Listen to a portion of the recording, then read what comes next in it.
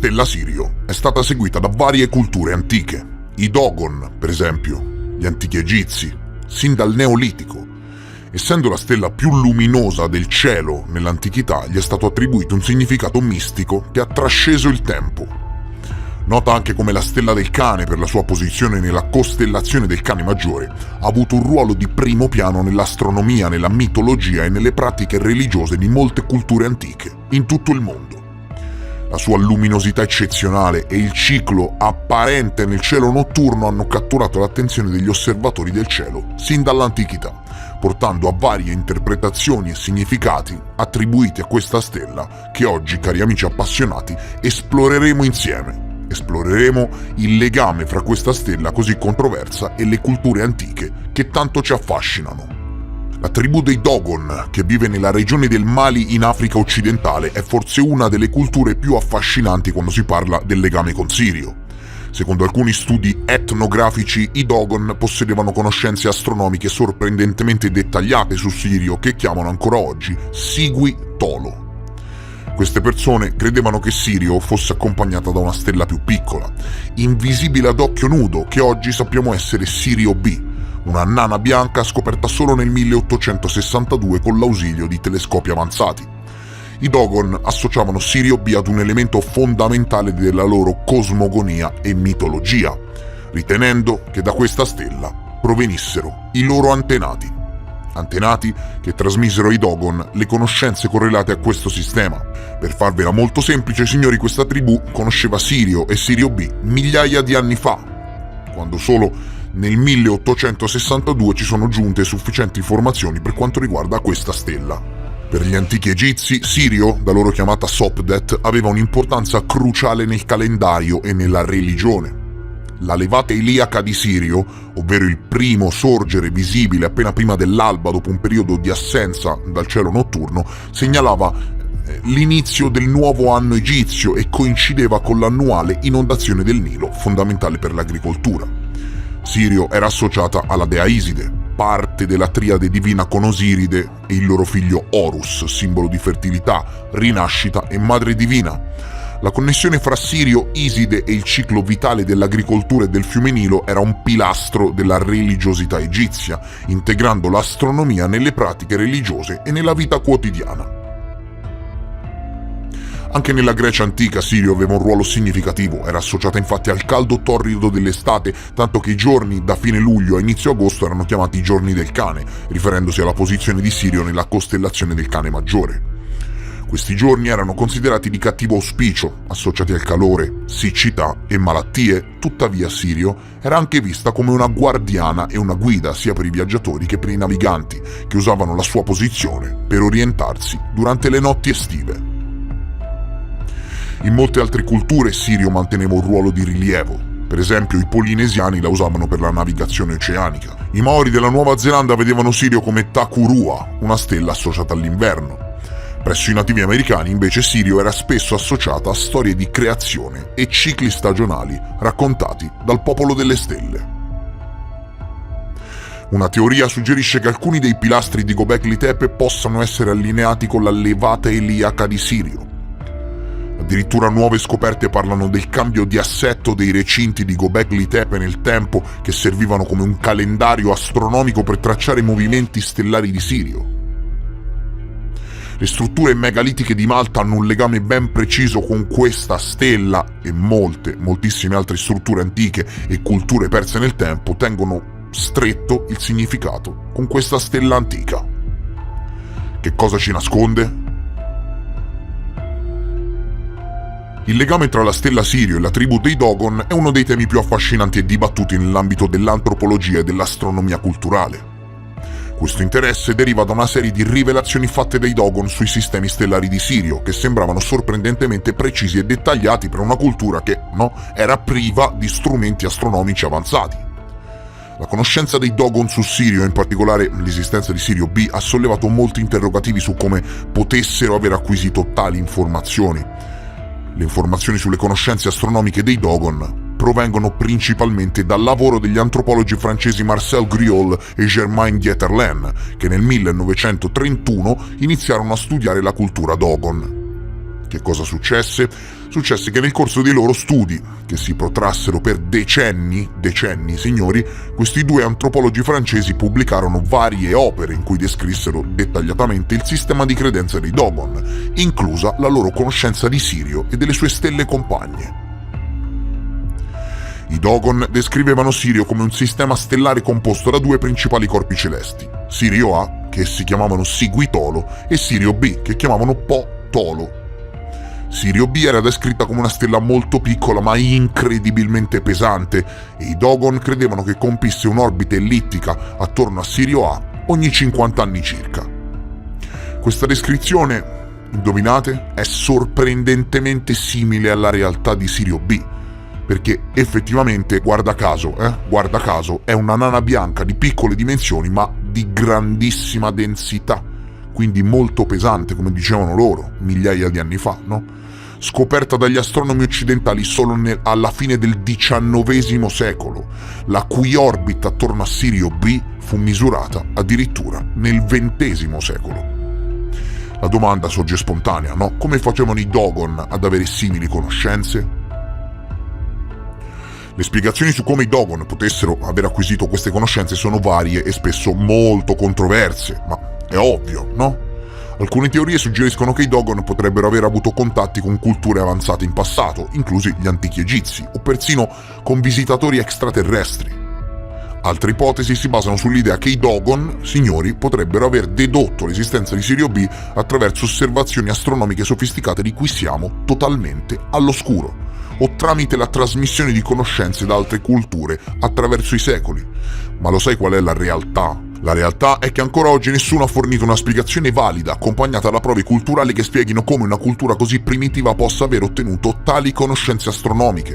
E questo solleva molte domande sulle antiche civiltà del passato e sul loro avanzamento tecnologico.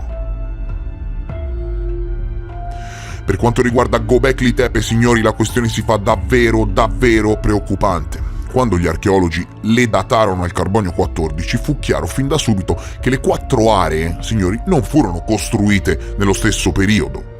Una struttura, la più antica, risale a circa 11.600 anni fa e la più recente è stata costruita circa 10.500 anni fa. Che cosa ha fatto l'uomo dell'età della pietra? Ricordiamolo, l'uomo dell'età della pietra di Göbekli Tepe, invece di ammodernare gli edifici che avevano già, continuavano a costruire nuove aree con allineamenti diversi e nel corso di 1100 anni ruotavano leggermente ogni volta l'allineamento. Che cosa stavano seguendo? Devi sapere, caro amico, che il punto esatto in cui sorgono le stelle, ti spiego la precessione, nel corso di migliaia di anni risulta essere mutevole, ok? Grazie alle oscillazioni terrestri e all'inclinazione dell'asse terrestre, il punto di allineamento con le stelle cambia, di poco ma cambia. Ecco, utilizzando dei supercomputer che ricrearono il cielo di 11.000 anni fa e la direzione dell'allineamento di Göbekli Tepe, non dei blocchi, ma dei 4 siti stessi, è venuto alla luce che puntavano nella direzione della stella Sirio, che mutando il proprio allineamento nel corso di migliaia di anni veniva seguito dalle nuove costruzioni di Göbekli Tepe che mutavano il loro allineamento di conseguenza, no?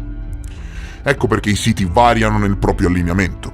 Una scoperta direi sensazionale, una scoperta che ci fa chiedere come faceva l'uomo dell'età della pietra ad avere simili conoscenze astronomiche ed ingegneristiche, no? La chiamano archeoastronomia, quel metodo indiretto, attenzione, indiretto, che permette agli scienziati di determinare i collegamenti celesti fra strutture megalitiche costruite in tempi così remoti che non esisteva neanche la scrittura a darci indicazioni, e le stelle, da dove arrivavano determinate conoscenze. Il legame fra i siti megalitici di Malta, per esempio, e la stella Sirio si inserisce in un contesto molto più ampio di studio sull'astronomia antica e sull'importanza del cielo stellato nelle antiche civiltà.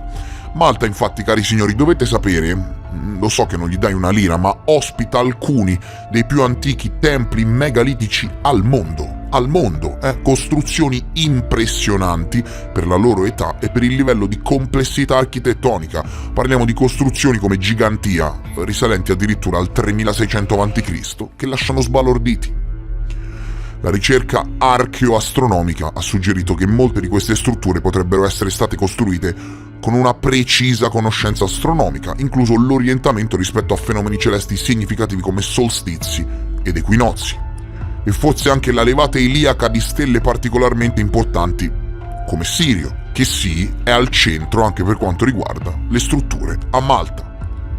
La levata iliaca di Sirio, il momento in cui la stella quindi diventa visibile all'alba poco prima del sorgere del sole dopo un periodo di invisibilità, era un evento di grande rilevanza per molte culture antiche, segnando spesso l'inizio di un nuovo anno o di un nuovo ciclo agricolo.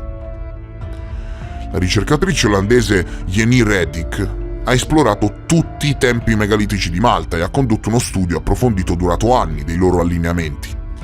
E con sua grande sorpresa, a differenza di quello che si pensava in precedenza, nessun tempio di Malta si allinea con equinozi e solstizi e non si allineano neanche con nessuna caratteristica particolare dell'area. Nessuno di loro è rivolto nella stessa direzione, ma voglio dire proprio che non ci sono due orientamenti uguali in tutta l'isola. Il che, signori, è molto curioso. Ci si aspetterebbe una cultura dei templi come chiese e moschee, con delle preferenze, no? Magari per il sorgere o il tramontare del sole. Ebbene no. Movimento precessionale. Ancora una volta. Ecco che cosa seguono i templi di Malta. Ripeto, la Terra non è una sfera perfetta, ok? In realtà è leggermente rigonfia all'equatore. E grazie alla forza gravitazionale del Sole e della Luna, la Terra oscilla leggermente mentre ruota sul suo asse. Questa precessione, signori, altera la nostra visione della volta celeste con il passare degli anni, facendo in modo che le costellazioni distanti appaiano in posizioni diverse in modo sistematico.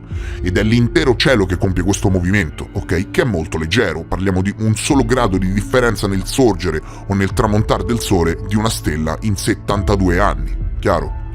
Quindi, se i templi di Malta fossero stati costruiti per puntare nella direzione di una sola stella e gli stessi templi fossero stati costruiti nell'arco di tot centinaia o migliaia di anni, avrebbero tutti un allineamento diverso, cosa che hanno per colpa della precessione. Attraverso dei supercomputer, osservando il cielo del 3600 a.C. e quindi controllando le date ufficiali proposte dagli scienziati, non è stata trovata nessuna stella o costellazione che segua l'allineamento di tutti i templi. Ma controllando invece con un software all'avanguardia che traccia il movimento delle stelle nel corso di migliaia di anni, la scienziata olandese è riuscita a mandare indietro il cielo notturno come un orologio in cerca di una sola stella visibile che si allineasse con tutti i templi in qualsiasi momento del passato. E indovina? È venuto fuori che tutti i templi erano allineati con Sirio, che è visibile in un dato momento da ogni singola entrata dei templi nel corso degli anni, e ogni tempio combacia. Questo, come dire, mette in crisi, ma veramente in crisi drastica, ogni nostra comprensione del mondo antico. E sai perché? Perché questo metodo è stato utilizzato anche per allineare Sirio ai siti di Göbekli Tepe, cioè i siti di Göbekli Tepe a Sirio, migliaia di anni prima a quelli di Malta, migliaia di anni prima che costruissero quelli a Malta. E indovina, Malta non conosceva l'esistenza della Turchia e quindi di Göbekli Tepe e viceversa. Ti rendi conto che questo metodo di allineamento dei siti megalitici punta sempre a Sirio, e se cambia la posizione dei siti nel tempo lo fa per colpa della precessione, vero? E chi ha trasmesso questo bacino di conoscenze condiviso? Per quanto riguarda l'archeoastronomia, hanno tutti un bacino di conoscenze condiviso, specie quando si tratta di agricoltura e ingegneria celeste che ha permesso loro di progredire. Esiste un comune denominatore per tutte queste culture che non sono mai entrate in contatto fra di loro, e per quanto riguarda l'astronomia, sembra essere la stella Sirio. E tu che idea ti sei fatto? Che cosa ne pensi? Come può esistere una roba del genere? Perché una volta è un caso, 2 è strano, 3 è una prova, figuriamoci 4, 5, no? Ti chiedo cortesemente di lasciare un like al video per spingerlo nell'algoritmo di YouTube. E se sei nuovo e ti interessi ai temi che affronto, mi raccomando, iscriviti al canale, ma soprattutto fammi sapere cosa ne pensi in un commento. Siccome, signori cari, questo argomento per quanto riguarda Sirio è talmente espanso che veramente ho dovuto fare un grosso riassunto, però siccome arriva anche all'esoterismo e ai circoli delle società segrete iniziatiche, no, e quant'altro, se vuoi una seconda parte, fammelo capire con un like. Potrebbe essere davvero molto interessante, quindi lascia like adesso. Io vi ringrazio per essere stati con me e vi rimando come sempre al prossimo episodio. Adieu!